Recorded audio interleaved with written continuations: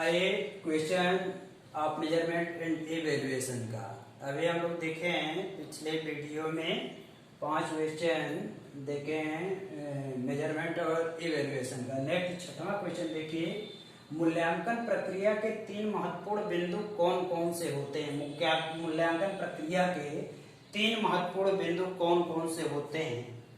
ठीक, इसमें पहला उद्देश्य, अधिगम, अनुभव, मूल्यांकन के उपकरण। उद्देश्य, अधिगम, अनुभव, मूल्यांकन के उपकरण, ये आपके मूल्यांकन के प्रक्रिया के 3 महत्वपूर्ण बिंदु है। उद्देश्य, अधिगम, अनुभव व मूल्यांकन उपकरण। नेक्स्ट है सतत एवं व्यापक मूल्यांकन का अर्थ है। सतत एवं व्यापक मूल्यांकन का अर्थ है, एक क्वेश्चन पिछले में भी हम लोग देखे थे कि सतत एवं व्यापक मूल्यांकन का क्या अर्थ है। सभी विषयों में अधिगम को सुनिश्चित करने हेतु निश्चित अंतराल पर नियमित आकलन।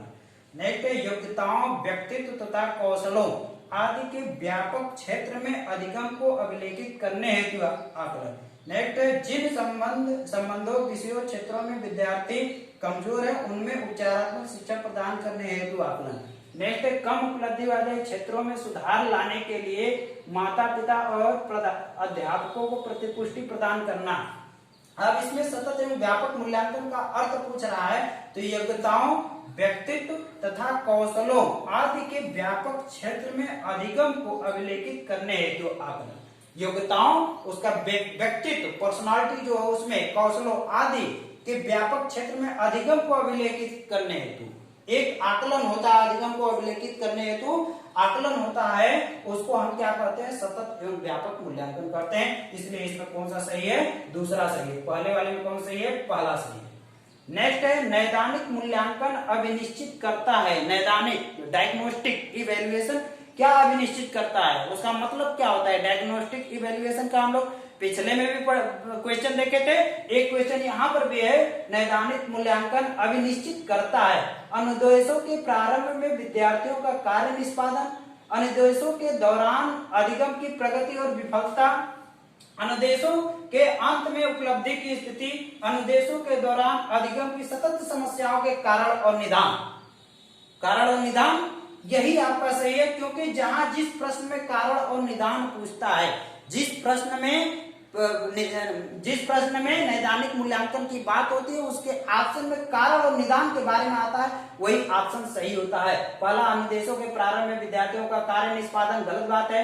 अनुदेशों के दौरान अधिगम की प्रगति और विफलता, ये भी गलत है। अनुदेशों के अंत में उपलब्धि की स्थिति, ये भी गलत है। अनुदेशों के दौरान अधिगम की सतत समस्याओं के कारण और उसका निदान, सतत समस्याओं का कारण, उसकी त्रुटि को जानना और उसका निदान करना, ये सारे नैदानिक मूल्यांकन के अंतर्गत होता है। इसी को डायग्नोस्टिक इवेल्युएशन भी कहते हैं, इसी को निदानात्मक मूल्यांकन भी कहते हैं, इसी को नैदानिक मूल्यांकन भी कहते हैं। चाहे जिस शब्द से आपसे प्रश्न पूछेगा उसका ऑप्शन में वही रहेगा। कारण का पता लगाना, त्रुटियों का पता लगाना, उसका निदान करना, ये सारे नैदानिक मूल्यांकन के अंतर्गत होता है। समझ में आया। नैदानिक, diagnostic and clinical evaluation very important है, जो कि आपकी परीक्षाओं में पूछा जाता है। नेक्स्ट क्वेश्चन 9, निम्नलिखित में से कौन सा मूल्यांकन को इंगित करता है। निम्नलिखित में से कौन सा मूल्यांकन को इंगित करता है। राम को 200 में से 45 अंक प्राप्त हुए। राम को 200 में से 45 अंक प्राप्त किए। ये क्या है, मेजरमेंट। मेजरमेंट में मैंने बताया था अंक प्रदान करना, फिक्स वैल्यू के अकॉर्डिंग, फिक्स वैल्यू दिया गया उसके सापेक्ष किसी को अंक प्रदान करने की प्रक्रिया मूल्यांकन होती है। नेक्स्ट, मोहन को अंग्रेजी में 38% अंक प्राप्त हुआ है, क्या है, मापन है।